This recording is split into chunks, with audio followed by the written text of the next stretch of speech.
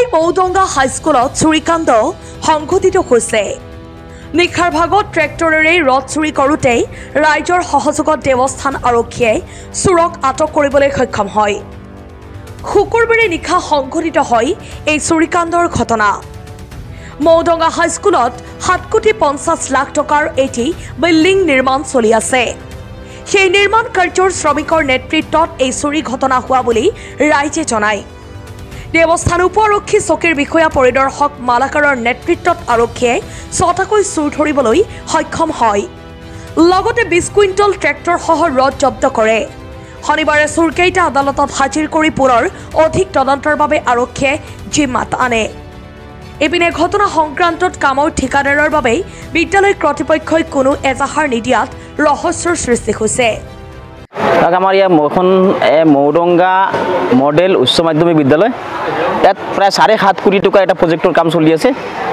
তাৰে 2 মহলীয়া এটা অট্টালিকা ইয়াতে হ'ব। ইয়াতে আৰু বিভিন্ন স্কিম আছে তেওঁলোকৰ 7.5 কোটি টকাৰ ভিতৰত মানে নিৰ্মাণ কাৰ্য চলি আছে আৰু প্ৰায় 1 বছৰৰ পৰা এটা চলি আছে। আৰু এই কাম চলাৰ কাৰণে যিটো কোম্পানীয়ে কাম কৰি আছে, কোম্পানীৰ যিবিলাক ৰখীয়া ইয়াত আছে, এওঁলোকৰ ওপৰত আমাৰ আগৰ পৰা এটা সন্দেহ আছে যে এওঁলোক ইয়াৰ পৰা ৰাতি ৰাতি মাল চুৰি হয়। গতিকে আমি তেওঁলোকক জনাইছোঁ, জনাই পেলাই ইয়াত মানে তেওঁলোকৰ কোনো এৰা ধৰা হোৱা নাই।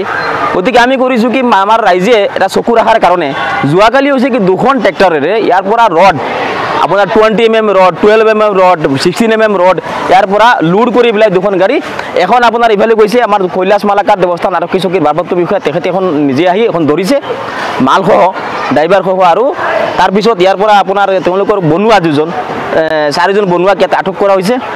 আৰু এখন ট্ৰেক্টৰ মালভৰ্তি ট্ৰেক্টৰ দৌৰিব পৰা নাই। আমি দাবী কৰিছোঁ যে আমাৰ এটা বিশ্বাস আছে যে ৰাস্তাৰ কাষত কিছুমান CC কেমেৰা আছে, সেইবোৰত যদি পুলিচে তদন্ত কৰে সেইকেইটা দৌৰিব পাৰিব। আৰু আমি আজি দাবী জনাইছোঁ যে এই কাণ্ডৰ ধাৰা যে আমাৰ অঞ্চলত চৰকাৰে এখন ভাল প্ৰজেক্ট দিছে, এটা স্কুল, এটা শিক্ষানুষ্ঠান, আৰু সেই শিক্ষানুষ্ঠানত কিছুমান দুষ্কৃতিকাৰী চুৰিৰ দৰে এটা কাণ্ড সংঘটিত কৰিলে আমি অঞ্চলবাসী হিচাপে লজ্জিত হৈছোঁ।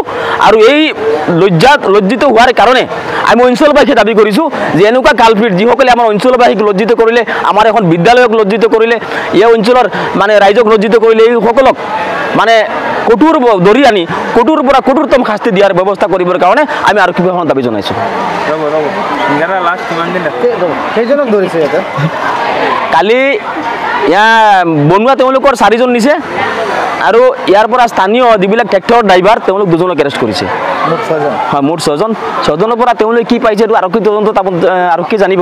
আৰু কোনোবা জড়িত আছে বুলি আপোনাৰ সন্দেহ? নিশ্চয় থাকিব। ইয়াত মানে কবিৰ বুলি এটা ল'ৰা আছে, তাৰ ওপৰত ইহঁতে কৈছে যে কবিৰৰ ঘৰত মালবিলাক ষ্টক কৰা হয় আৰু তাৰ পৰা ট্ৰেক্টৰেৰে বাহিৰত মাল ছাপ্লাই কৰা হয়। গতিকে আমি দাবী কৰিছোঁ যে কবিৰৰ ঘৰত অনতিপলমে অসম আৰক্ষী এৰেষ্ট কৰিব লাগে, হোজাই আৰক্ষীয়ে। আৰু কবিৰক এৰেষ্ট কৰিব পাৰিলে ইয়াৰ বহু কথা আৰু গোপন কথা হয়তো ওলাব পাৰে। News desk report, Suhana live.